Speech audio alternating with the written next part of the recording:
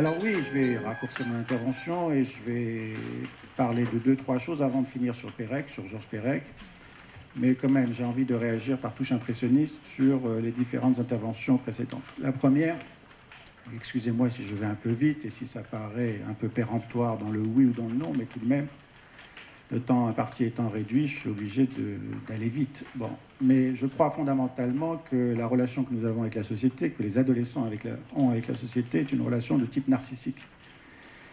Que la publicité, qui est l'inconscient à ciel ouvert de la société, qui leur dit « just do it »,« just imagine », tout un tas de slogans comme ça, c'est un contrat narcissique. Si tu veux être un sujet social, ben, il faut avoir ces baskets, il faut avoir cet iPhone, etc.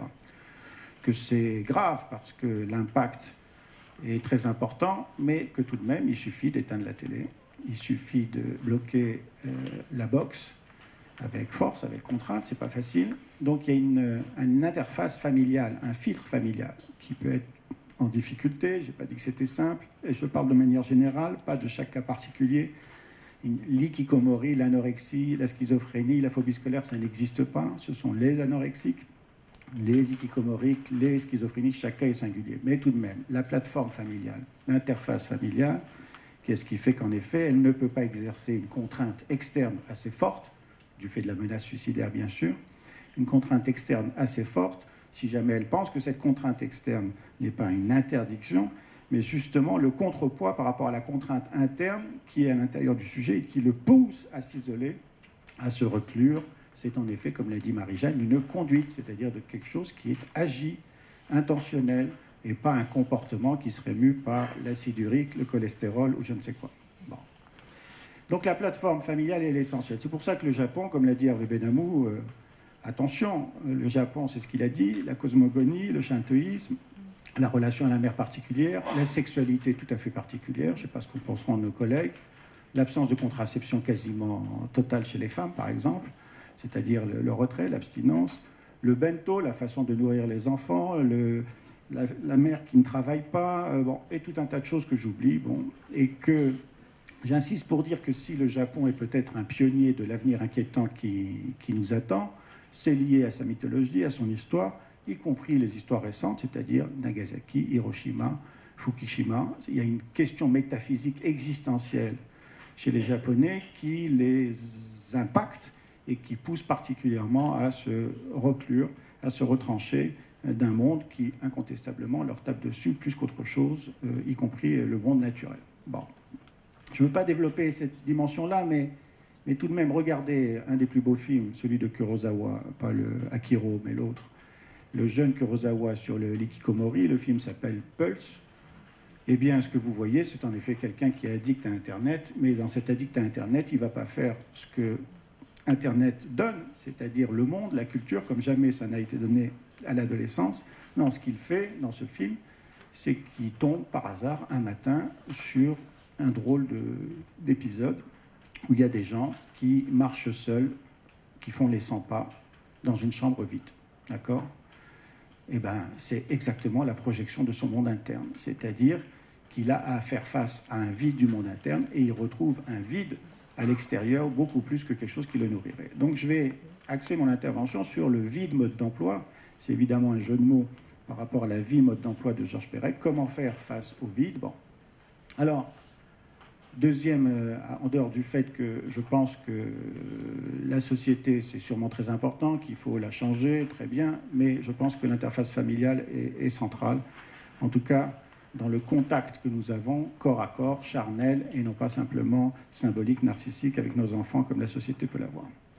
Alors, l'hikikomori, il a toujours existé. Je vous ai donné quelques références littéraires. Oblomov chez les Russes.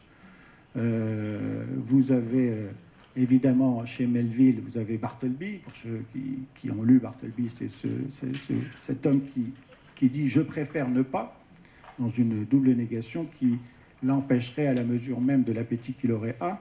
Chez nous, on a eu L'étranger de Camus, évidemment. Aujourd'hui, Maman est morte. Et l'Alexis Timmy, L'indifférence au monde. Étranger, pas aux autres, étranger à soi-même. Nous avions eu Roquentin avec La nausée de Sartre. Et j'en passe d'autres nombreux. Bon. J'arrive à quelque chose d'essentiel pour moi, qui est un psychiatre d'enfant, d'adolescent. C'est tout de même. Nous rencontrons dans notre pratique quotidienne des retraits, des replis, des retranchements.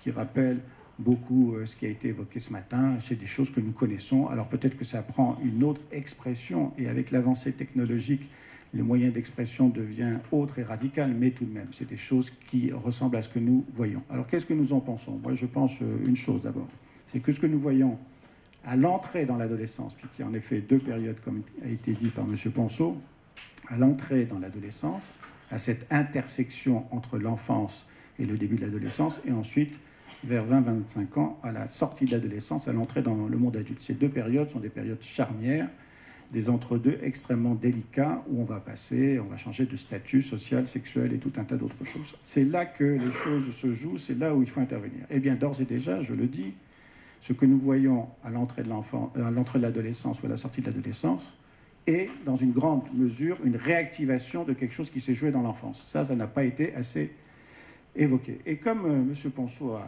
passé du Magritte, et que Magritte est le peintre préféré de Georges Perec, je crois me souvenir de la citation de Perec que je vous donne, qui dit dans L'homme qui dort, qui est le texte que je vais lire tout à l'heure et qui témoigne de ce repli, de cette claustration qu'a connue Georges Perec.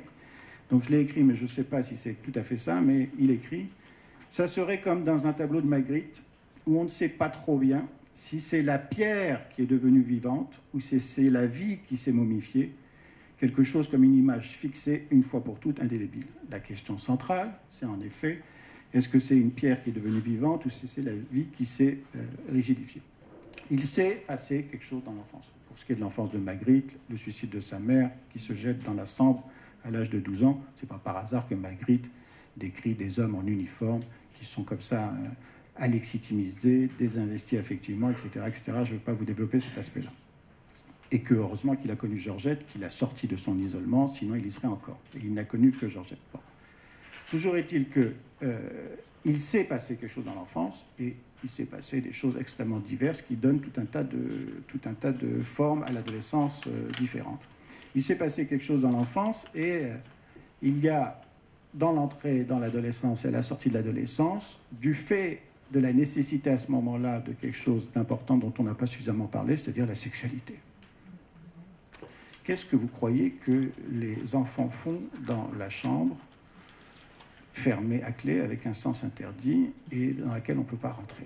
Ils font tout un tas de choses, mais la régression étant ce qu'elle est, il faut ne pas oublier que la régression accompagne des auto-érotismes qu'il ne faut pas juger, dont ils sont très coupables, très honteux, mais qu'il ne faut pas juger d'un point de vue moral, et qui sont quelque chose de central, qui sont une tentative d'empêcher le temps de passer, une façon de tuer le temps, une façon de rester accroché à un passé qui ne passe pas, le passé traumatique, ou un passé idéal dont ils ont peur que ce soit un paradis perdu qu'ils ne retrouvent pas. Ces patients sont dans une conduite active pour essayer d'éviter le temps passé. L'anorexie est paradigmatique puisqu'elle efface les caractères sexuels secondaires et qu'elle retourne à un état prépubère. Mais là, vous décrivez en effet des patients qui sont dans une régression, et nous, les parents, nous les accompagnons dans cette régression parce qu'on ne sait pas trop quoi faire pour les élever, c'est-à-dire pour les sortir, pour s'en séparer. Bon.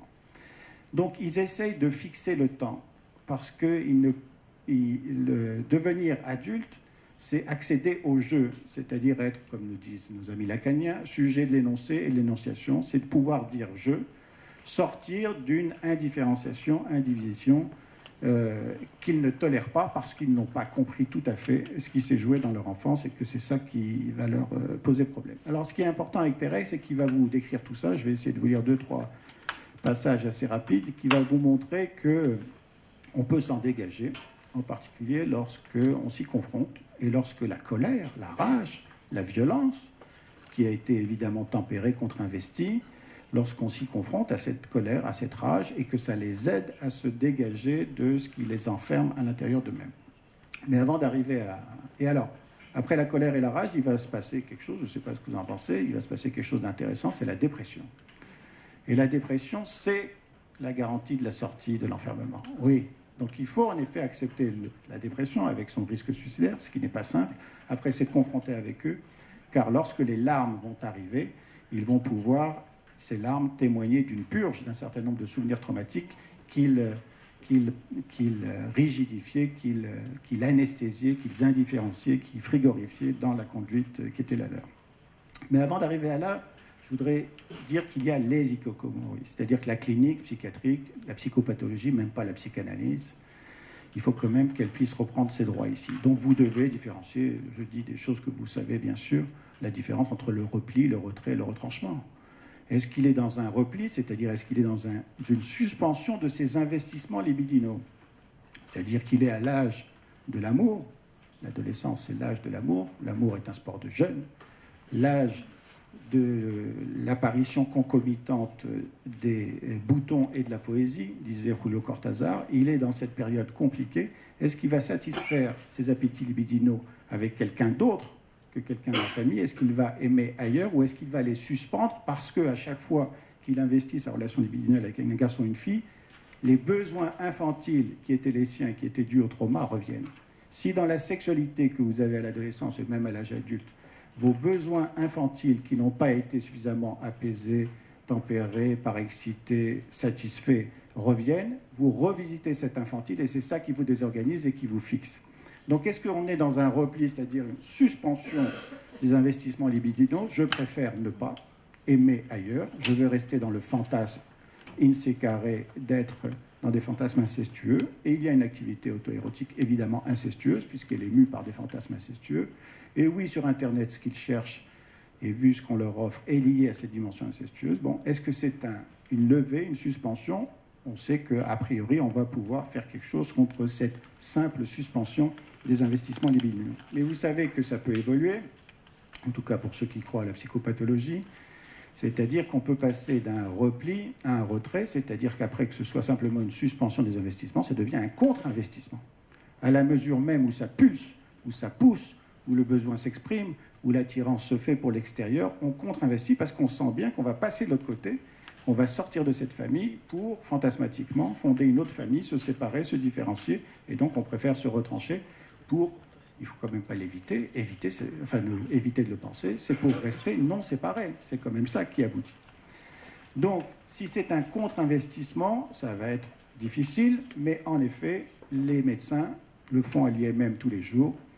Ils contre-investissent ce contre-investissement. Ils exercent des contraintes externes, en particulier avec la séparation, qui permettent, ces contraintes externes, de lutter contre une contrainte interne. Donc ce n'est pas un barbarisme, ce n'est pas un isolement, ce n'est pas un enfermement, ce n'est pas de la méchante psychiatrie asilaire, c'est simplement une compréhension qu'on doit à Philippe Jamet et à beaucoup d'autres, qu'évidemment, ils sont eux-mêmes terrorisés, c'est pour ça qu'ils sont terroristes, et que ce qu'on combat, c'est la maladie, ce n'est pas eux, et qu'il faut le mettre avec la même intensité, la même densité, faire contrepoids. Si vous ne mettez pas l'intensité, la conviction, vous n'y arrivez pas, bien sûr. Mais vous savez que ça peut encore continuer.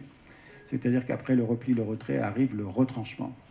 C'est-à-dire que là, on n'est pas simplement dans une levée, une suspension des investissements, on n'est pas dans un contre-investissement, on est passé à autre chose, on est passé dans le négativisme, on est passé dans l'attaque des liens avec l'autre, et puis dans l'attaque des liens de soi à soi.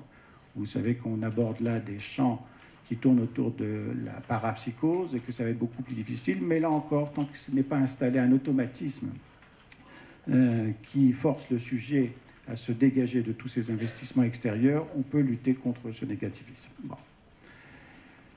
Je vais un peu vite et je vous dis que ce que fait Georges Perec dans Un homme... Alors Georges Perec, c'est l'auteur des choses. S'il y a quelqu'un qui a compris que la société évoluait mal, dès les années 60, c'est Georges Perec avec Les choses, prix Renaudot. Qu'est-ce qu'il dit? Il dit que dans les années 60, on vire dans le conformisme, dans le faux self, qu'on adhère à tous les slogans publicitaires, que la perte de sens est là, qu'on est opératoire technique, qu'on ne vit pas, qu'on est robotisé, que le progrès robotise. Il a le prix Renaudot pour ça, très bien. Ensuite, il passe de cet échelon... Il faisait des études de sociologie. Il passe de cet échelon social à une pure autobiographie avec Un homme qui dort et avec La vie mode d'emploi.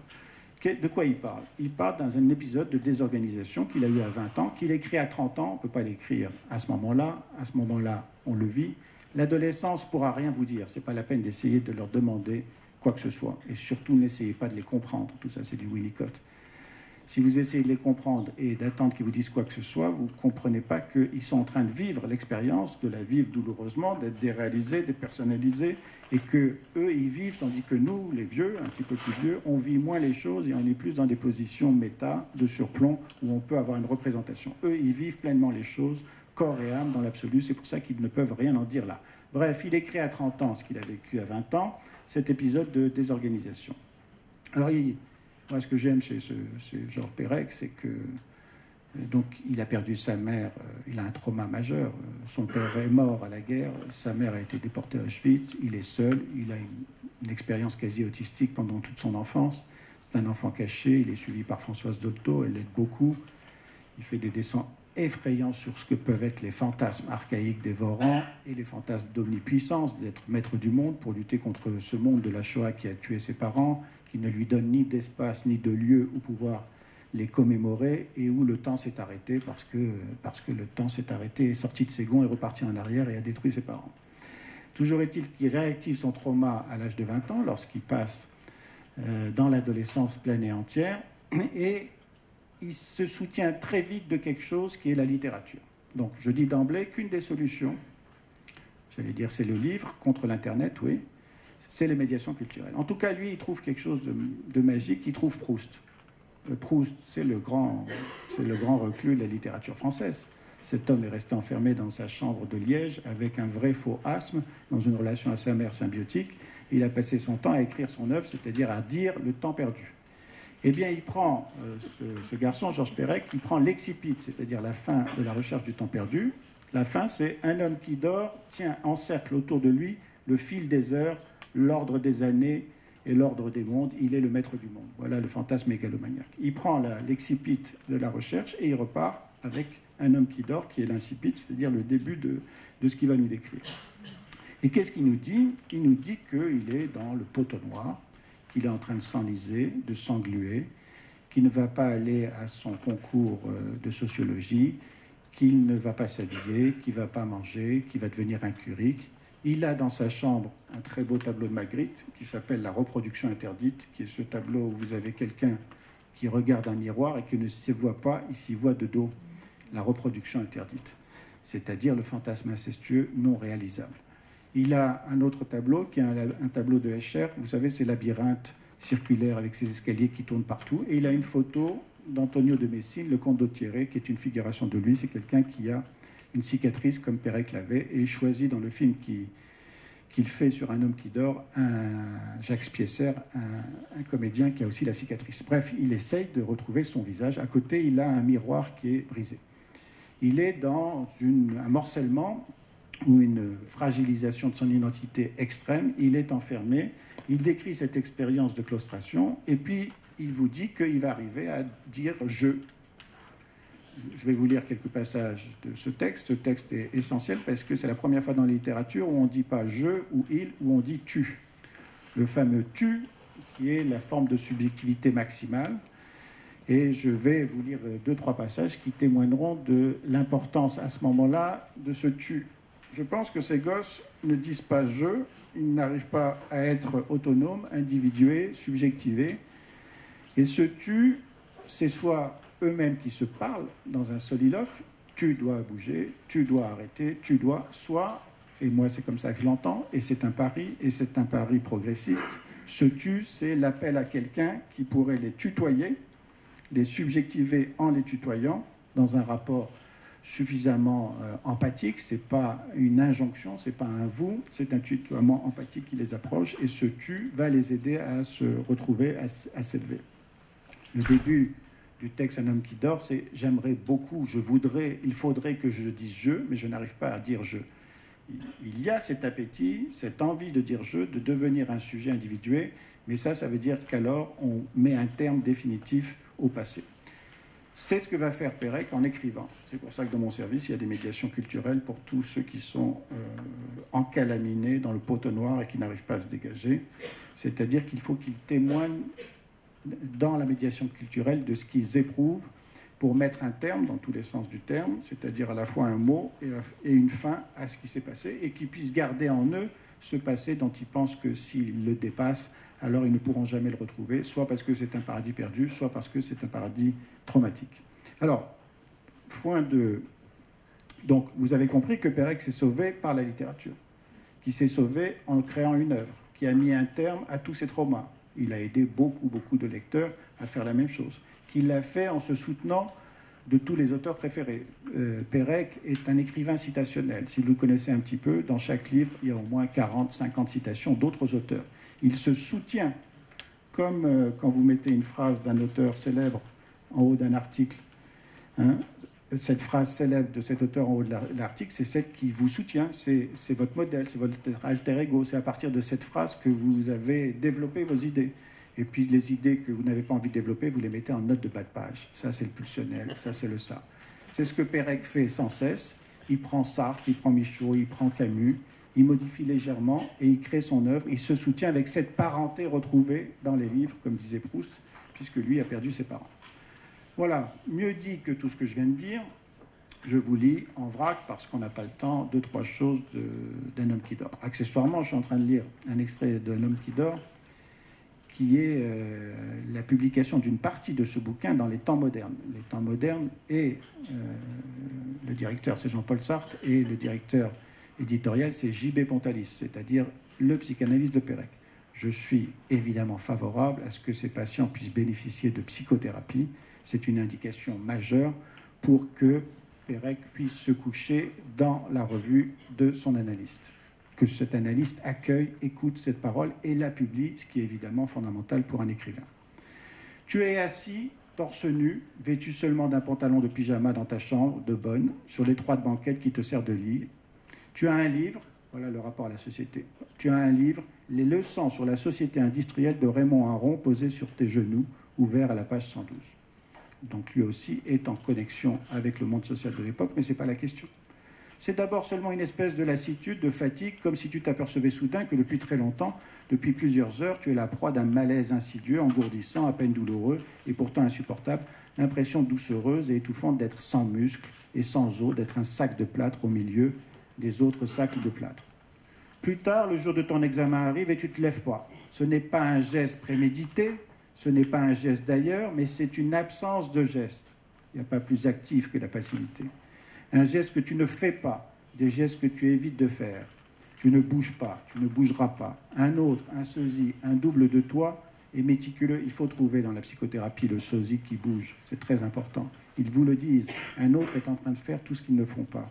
Tu ne bouges pas, tu ne bougeras pas. Un autre, un sosie, un double fantomatique et méticuleux fait peut-être à ta place, un à un, les gestes que tu fais plus. L'idée de fantôme est très importante. Vous savez qu'au Japon, les hikikomori sont stigmatisés, il faut bien le dire.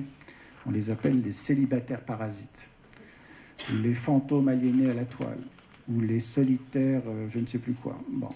L'idée d'un fantôme, d'un double qui fait, c'est-à-dire, j'ai entendu tout à l'heure manque d'imaginaire, c'est pas vrai. Il y a un imaginaire débordant qui est contre-investi, et si vous l'ouvrez, vous voyez qu'en effet, ils sont dans une activité psychique, contrairement à l'activité physique qu'ils ne font pas. Tu ne te lèves trop tard.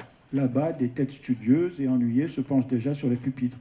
Tu ne diras pas, toi, ton point de vue, en 12 feuillets sur l'aliénation mentale de la société, sur les ouvriers, sur la modernité, sur les loisirs, ça ne t'intéresse pas. Sur les cols blancs, sur l'automatisme, sur Marx, sur Tocqueville, sur Lucas. Tu regardes le plafond, tu en découvres les fissures. Je vous rappelle que la psychanalyse, c'est d'être allongé et de regarder le plafond. Et de projeter sur le plafond, et les fissures en particulier, vos failles, et d'élaborer ces traumas. Donc c'est très important le plafond. C'est un jour comme celui-ci, un peu plus tard, un peu plus tôt, que tu découvres sans surprise que quelque chose ne va pas. Que pour parler sans précaution, tu ne sais pas vivre et que tu ne sauras jamais. Quelque chose se cassait, quelque chose s'est cassé, tu ne te sens plus soutenu. Le holding a fait défaut. Et là, je pense que c'est un des éléments qui est peut-être commun à tous les hikikomori. Il y a quelque chose du contenu, enfin du contenant, parental, sociétal, et les deux est dans des situations de détresse, et je fais très attention aux familles monoparentales. Attention aux familles monoparentales, il faut être plusieurs pour élever un enfant. Tout seul, en particulier dans la relation symbiotique qui se noue, ce contenant de la mère seule avec ce contenu de l'enfant, c'est un contenant-conteneur avec la distillation de pulsions incestueuses complexes. Quelque chose se cassait, quelque chose s'est cassé, tu ne te sens plus, il se sent plus, c'est une activité, une conduite agie de désensibilisation, d'indifférenciation. Parce que s'il commence à se sentir, alors avec la puberté, cette pulsionnalité sexuelle devient, comme l'a dit Hervé, incestueuse, elle est problématique. Mais bon, vous pouvez essayer de réfréner la pulsionnalité sexuelle ça ne sert pas à grand-chose. Ça revient, le refoulement se lève, le déni se lève. Tu ne sors plus qu'à la nuit tombée, comme les rats, comme les chats, comme les monstres. Tu traînes dans les rues, tu te glisses dans les petits cinémas crasseux. C'est les cinémas érotiques de l'époque. Je vous dis, moi, que sur Internet, il y a des choses infiniment plus crasseuses qui vont les fixer dans leurs fantasmes archaïques, ceux-là même qu'ils essayent d'éviter. Tu n'as pas l'habitude, tu n'as pas envie d'établir des diagnostics. Ce qui te trouble, ce qui t'émeut, tu ne le sais pas. Je passe. Et puis, deuxième partie du bouquin, il y a d'abord des images familières ou obsédantes qui te reviennent. Plus tard, des souvenirs parviennent à se frayer à ta conscience. Je passe, pour aller vite. Ta chambre, qui était le centre du monde, n'est plus le centre du monde. Tu n'es plus le maître du monde. Ton réveil, qui depuis longtemps marqué 5h15, s'était arrêté, il reprend. Tu avais négligé de le remettre en marche. Voilà la reprise. Ta chambre était la plus belle des îles désertes, celle où tu pouvais ne plus rien vouloir, où tu as appris à durer, où tu étais le maître du temps, le maître du monde. Mais parfois, tu tentes de résoudre quand même l'énigmatique visage que tu vois sur les fissures du plafond. La représentation réamorce, et avec elle la dépression qui va arriver. Tu as tout à apprendre, tout ce que tu n'as pas appris. Tu es seul parce que tu es seul, mais regarde ce plafond. Il faut que tu n'oublies pas d'espérer, d'entreprendre, de réussir, de persévérer. Tu vas apprendre à te dégager de la transparence, de l'immobilité, de l'inexistence. Tu vas apprendre à ne plus être une ombre, à regarder les hommes différemment que comme s'ils étaient des pierres. Bon, je suis obligé de passer, vu le temps. Ce qui va se passer, c'est qu'il va y avoir une renaissance, un réveil, ça a été dit. Ils sont endormis et ils rêvent. Et ils fantasment de choses particulièrement complexes qu'ils n'arrivent pas à élaborer. Un réveil va s'opérer, mais ce réveil s'opérera d'autant plus que s'il y a quelqu'un qui les élève. Et en effet, le rôle du père est central. C'est le père qui élève l'enfant au-dessus de la tête de la mère. C'est le père qui coupe le cordon ombilical. C'est le père qui permet l'individuation en amenant à lui, avec son autorité, avec sa contrainte, avec sa force virile, dans une relation suffisamment tendre et rapide, d'éviter la relation confusionnante, incestueuse avec la mère. Donc, on les sort, on les dégage, on les hospitalise sous contrainte. Ils se réveillent, bon. Et puis, je vous décris la fin du livre rapidement. Ils se retrouvent, enfin, sur la place Clichy, et il commence à pleuvoir. C'est-à-dire que la dépression arrive. En effet, la représentation est arrivée, et avec elle, la dépression, c'est-à-dire un très bon signe. Pierre Fédida, des bienfaits de la dépression. Cette dépression, c'est une purge, c'est-à-dire que les représentations arrivent. Alors bien sûr qu'il faut l'accompagner, qu'il ne faut pas le laisser, mais le risque suicidaire est moins important là, au moment dépressif, qu'au moment d'un risque de raptus aigu du fait d'un fantasme archaïque qui vient le prendre et qui le surprend, y compris dans son inconscient. Donc cette dépression-là est une façon d'être en contact avec soi-même, est une façon, non pas de régler ses comptes, mais de mettre des termes, j'insiste. Pas de régler ses comptes avec la famille ou avec la société, tout ça, c'est des choses qui sont là, qui sont des fétiches. C'est de mettre des termes, c'est-à-dire comment je vais faire avec ce que j'ai eu et comment je vais faire avec ce que je n'ai pas eu. Et c'est là l'objet de la psychothérapie. Je vous remercie de votre attention.